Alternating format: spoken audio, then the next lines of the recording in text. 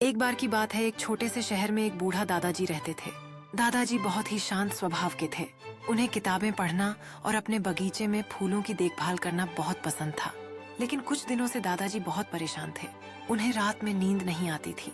दिन भर की थकान के बाद भी वे रात भर जगते रहते थे। एक दिन दादाजी के पोते ने उनसे पूछा, दादाजी, आप इतने परेशान क्यों लग रहे हैं?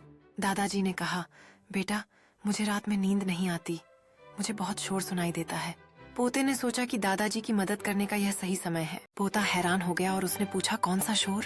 दादाजी ने कहा, बेटा, रात भर सड़क पर गाड़ियों की आवाज, पड़ोसी के घर से संगीत की आवाज और दूर से फैक्ट्री की आवाज आती रहती है।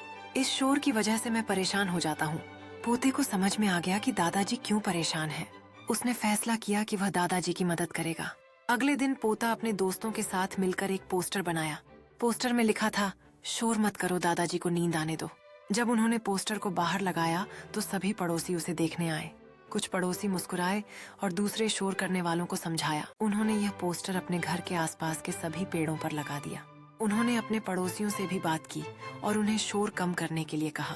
कुछ दिनों बाद दादाजी को रात में बहुत कम शोर सुनाई देने लगा। वे अब रात को चैन से सोने लगे। दादाजी बहुत खुश थे। उन्होंने अपने पोते को गले लगाया और उसे धन्यवाद दिया।